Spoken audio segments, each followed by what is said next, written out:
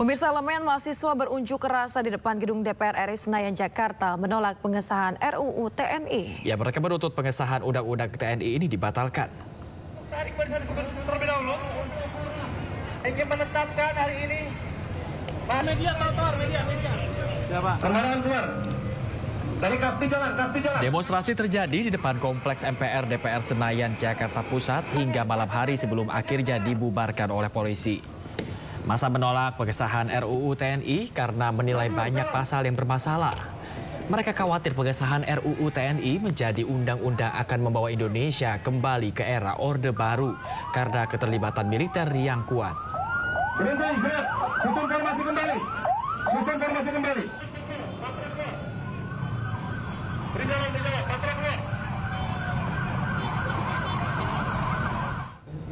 Sementara itu, ratusan mahasiswa yang tergabung dalam Aliansi Jogja memanggil berunjuk rasa menolak pengesahan Undang-Undang TNI di Jalan Malioboro. Mahasiswa mengecam DPR RI yang dinilai telah melecehkan rakyat dan demokrasi dengan mengesahkan revisi Undang-Undang TNI. Menurut saya dari naskah akademiknya udah jelek banget. Kejahatan legislasi yang dilakukan oleh DPR melecehkan demokrasi, melecehkan rakyat. Maka seharusnya ketika TNI dipersenjatai dengan senjata, kita rakyat harus dan sudah kewajiban kita untuk dipersenjatai dengan kemarahan rakyat. Ratusan mahasiswa dari berbagai perguruan tinggi di Yogyakarta ini menggelar aksi menolak pengesahan revisi Undang-Undang TNI dengan melakukan long march di Jalan Malioboro menuju gedung DPRD DIY Kamis siang. Para mahasiswa membentangkan spanduk dan poster berisi narasi dan ilustrasi penolak revisi Undang-Undang TNI. Mahasiswa mengecam DPR RI yang dinilai telah melecehkan rakyat dan demokrasi dengan mengesahkan undang-undang tersebut. Pengesahan Undang-Undang TNI seakan mengulang sejarah di mana prajurit TNI aktif dapat merangkap jabatan sipil yang dinilai rentan melakukan tindakan representatif dan dikhawatirkan mengurangi kebebasan demokrasi. Sementara itu, mahasiswa juga menurunkan bendera setengah tiang sebagai simbol duka atas pengesahan Undang-Undang TNI. Melalui aksi ini, para mahasiswa juga mendesak DPR RI segera membatalkan pengesahan Undang-Undang TNI. Dari Yogyakarta, Kunanto Farhan, iNews melaporkan. Pemirsa, di Bandung, Jawa Barat, mahasiswa turun ke jalan menolak pengesahan revisi Undang-Undang TNI. Undang-Undang TNI dinilai membuat pemerintah tidak dapat dikritik oleh masyarakat dan melahirkan kembali Orde Baru.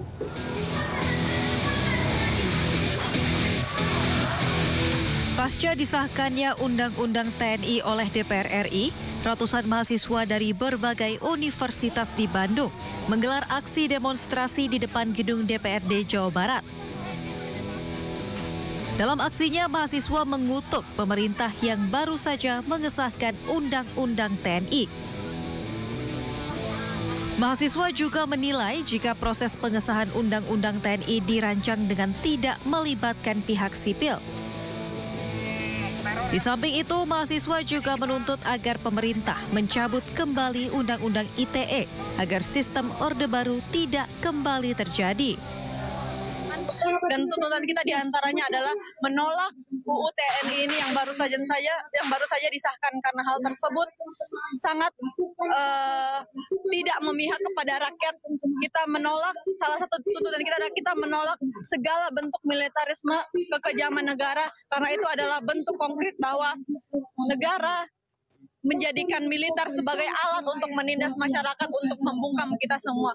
Maka dari itu jelaslah tuntutan kita bahwa kita datang ke sini hanya untuk menuntut hak kita, bahwa tidak boleh ada undang-undang yang disahkan sama negara tanpa campur tangan dari masyarakat sipil. Masa aksi juga mengancam jika tuntutan mereka tidak digubris akan kembali melaksanakan aksi yang lebih besar. Dari Bandung, Jawa Barat, Ervan David, iNews melaporkan. Pemirsa, DPR RI resmi mengesahkan revisi Undang-Undang TNI dalam rapat paripurna DPR ke-15. Ketua DPR Puan Maharani meminta publik tidak berburuk sangka dan menegaskan prajurit aktif tetap dilarang berbisnis dan juga berpolitik. Sekarang tibalah saatnya kami meminta persetujuan fraksi-fraksi terhadap rancangan undang-undang tentang perubahan atas Undang-Undang Nomor 34 Tahun 2004 tentang Tentara Nasional Indonesia. Apakah dapat disetujui untuk disahkan menjadi undang-undang? Terima kasih.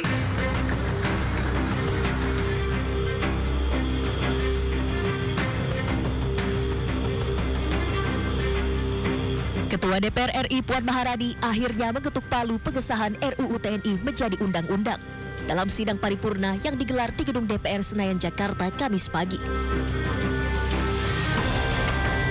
Paripurna pengesahan RUU TNI dihadiri 412 anggota Dewan dan turut dihadiri Menteri Pertahanan Syafri Syamsuddin, Panglima TNI Jenderal Agus Subianto, Menteri Sekretaris Negara Prasetyo Hadi, dan sejumlah pejabat lainnya. Sebanyak 8 fraksi di DPR atau seluruh fraksi menghadiri rapat paripurna dan menyatakan setuju atas RUU TNI. Tak ada penolakan dari 8 fraksi di DPR, namun masing-masing fraksi memberikan catatan. Atas pengesahan RUU TNI yang menuai kontroversi, Ketua DPR Puan Maharani menegaskan Undang-Undang TNI yang baru tetap melarang prajurit aktif untuk berbisnis dan menjadi anggota partai politik. Tetap dilarang, tidak boleh berbisnis, tidak boleh menjadi anggota partai politik, dan ada beberapa lagi itu harus, dan bahkan kalau di luar dari pasal 47 bahwa cuman ada 14 kementerian lembaga yang boleh diduduki TNI aktif, yang TNI aktif itu harus mundur atau pensiun dini. Jadi tolong jangan ada kecurigaan, jangan salah berprasangka dulu. Mari kita sama-sama baca dengan baik setelah undang-undang ini disahkan. Dalam RUU TNI yang telah disahkan, perubahan yang paling menjadi sorotan adalah jabatan TNI aktif di Kementerian Lembaga Sipil. Yakni TNI aktif kini bisa menjabat di 14 kementerian lembaga. Batas usia pensiun juga diatur berdasarkan kepangkatan, yakni paling tinggi 63 tahun untuk perwira tinggi bintang 4 dan dapat diperpanjang hingga 2 kali. Dari Jakarta, Tim Liputan iNews melaporkan.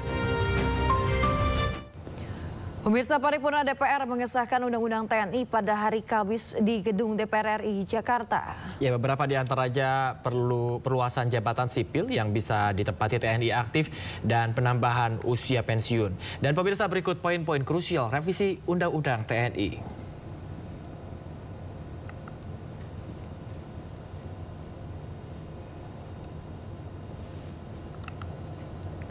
Pemirsa, yang pertama adalah mengenai kedudukan TNI, di mana di Undang-Undang yang lama disebutkan dalam pengarahan dan penggunaan kekuatan militer, TNI berkedudukan di bawah Presiden. Sedangkan di Undang-Undang yang baru, TNI merupakan alat-alat negara di bidang pertahanan dan keamanan negara berkedudukan di bawah Presiden. Kemudian selanjutnya pemirsa, terkait dengan Wakil Panglima TNI dalam Undang-Undang lama disebutkan TNI dipimpin oleh seorang Panglima yang diangkat dan dihentikan oleh Presiden dengan persetujuan DPR. Sementara dalam Undang-Undang terbaru, Panglima TNI dibantu oleh seorang Wakil Panglima berpangkat perwira tinggi bintang 4. Dan yang ketiga pemirsa adalah terkait kedudukan jabatan sipil, di mana di Undang-Undang lama ini disebutkan prajurit dapat menduduki jabatan sipil setelah mengundurkan diri atau pensiun dari dinas aktif keprajuritan. Sementara itu di Undang-Undang yang baru disebutkan prajurit aktif dapat menduduki jabatan pada kementerian atau lembaga lain yang membutuhkan tenaga dan keahlian prajurit aktif sesuai dengan kebijakan Presiden.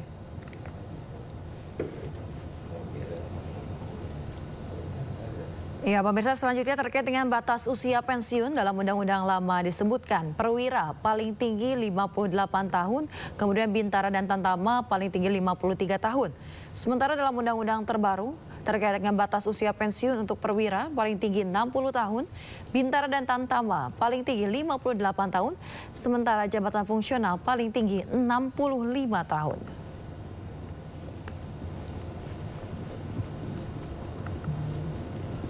Poin berikutnya pemirsa adalah mengenai penghapusan larangan prajurit ini untuk berbisnis. Di mana yang kita tahu di Undang-Undang Lama ini disebutkan prajurit dilarang terlibat dalam kegiatan bisnis. Sementara itu di Undang-Undang yang baru disebutkan ini ada penghapusan larangan prajurit berbisnis. Di mana Gunung Lewotobi laki-laki di Kabupaten Flores Timur ini kembali erupsi. Ya, warga panik menyelamatkan diri dari hujan kerikil dan juga lumpur. Sedang terjadi hujan disertai kerikil dan debu vulkanik. Desa Riang Rita, itu mobil. Ini hujan. Gunung Lewotobi laki-laki di Nusa Tenggara Timur kembali erupsi pada Kamis malam pukul 22.56 waktu Indonesia Tengah. Itu mobilnya sudah tertutup dengan debu vulkanik. Kolom abu membumbung dengan ketinggian 8.000 meter di atas puncak mengarah ke barat daya dan barat. Saat ini Gunung Lewotobi laki-laki berada pada status level 4. Warga panik menyelamatkan diri ke jalan saat terjadi letusan yang disertai hujan kerikil dan lumpur yang mengarah ke desa Lewotobi. Masyarakat maupun wisatawan di sekitar Gunung Lewotobi laki-laki diimbau menjauh dari radius 7 hingga 8 km dari pusat erupsi. Petugas juga meminta masyarakat untuk tetap tenang dan tetap mewaspadai potensi banjir lahar pada sungai-sungai yang berhulu di puncak gunung jika terjadi hujan dengan intensitas tinggi.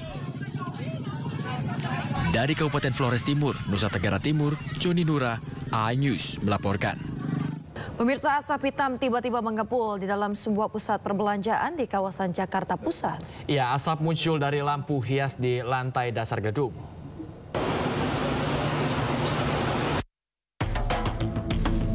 Mall Pacific Place yang terletak di kawasan Senayan, Kebayoran Baru, Jakarta Selatan, Kamis siang sempat mengeluarkan asap hitam. Namun kepulan asap hitam telah berhasil ditangani dengan alat pemadam api ringan atau APAR dari pihak gedung. Sementara itu, lantai dasar juga sempat ada genangan air akibat dari sistem pemadaman otomatis. Diduga kemunculan asap akibat dari percikan api dari korsleting listrik lampu hias di lantai dasar gedung. Pemirsa, sebuah sumur bor yang tengah digali tiba-tiba menyemburkan api di Bojonegoro, Jawa Timur. Api berkobar besar mengakibatkan seorang warga luka bakar.